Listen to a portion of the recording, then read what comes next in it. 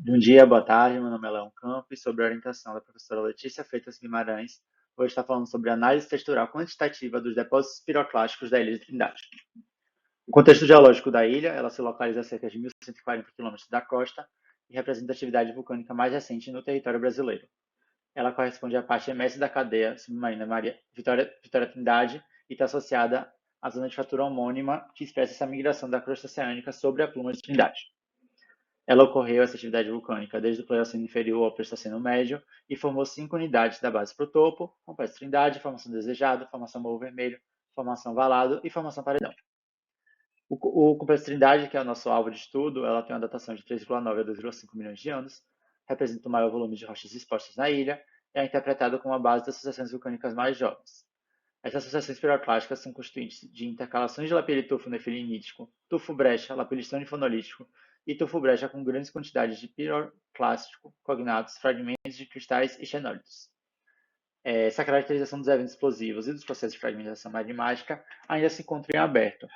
E aí, por isso, nossos objetivos do estudo é realizar a análise petrográfica e textural quantitativa desses depósitos piroclásticos do Complexo Trindade para obter uma maior compreensão dos mecanismos de fragmentação magmática e da dinâmica eruptiva.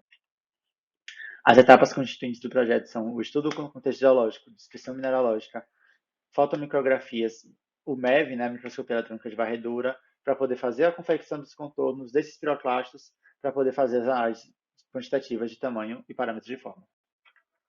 Como método para petrografia, nós vamos ter o microscópio de luz transmitida.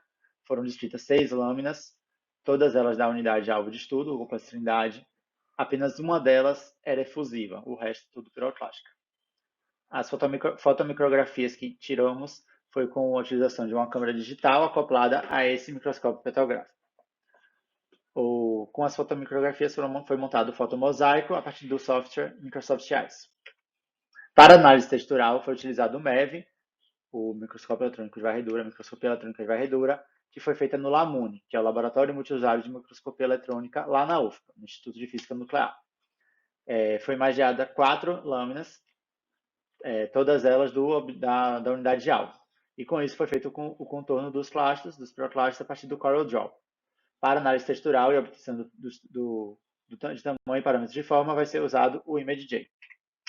Como resultado da petrografia, nós temos as lâminas classificadas como exocráticas, na maioria apresentam textura aglomeroporfirítica. Essas amostras vão variar desde maciças, com porções com orientações de cristais abandadas, geralmente intercalando uma porção composta de fragmentos de granulometria cinza fina, lapilli fino, e outra composta de fragmentos de fração cinza fina, que é justamente os exemplos aqui, uma parte mais fina, fração cinza fina, e fragmentos de cinza grossa. Foram identificados 2 tipos de fragmentos, o primeiro sendo os fragmentos juvenis. Esses fragmentos são formados no evento de deposição, responsável pela deposição. Eles predominam nas lâminas, geralmente são angulosos, subangulosos, vesiculados e podem ter 2 tipos, desde uma coloração mais acastanhada, que são os hipocristalinos, a mais escuros, que são os hipoialinos. Aqui é um exemplo. E o outro tipo são os líticos cognatos, que eles são formados previamente no mesmo sistema vulcânico.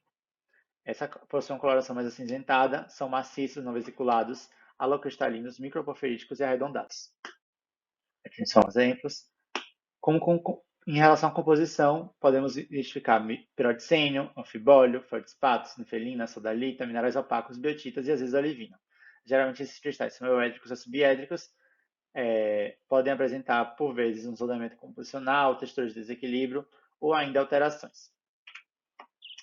No MEV foi utilizadas 4 lâminas, tirando imagens de 13 a 40 imagens por lâmina. Aqui são os exemplos. Aqui é um exemplo do MEV com o contorno já traçado pelo CorelDRAW.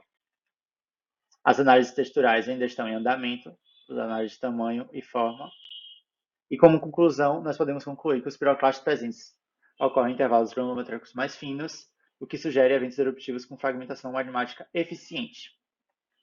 É possível ainda inferir, a partir da forma e da textura, que os processos de fragmentação não foi controlado pela sobreposição de bolhas, e esse processo de fragmentação secundária, associado ao transporte dos piroclásticos, foi responsável pela suavização da forma e da textura deles. E essas foram as referências usadas.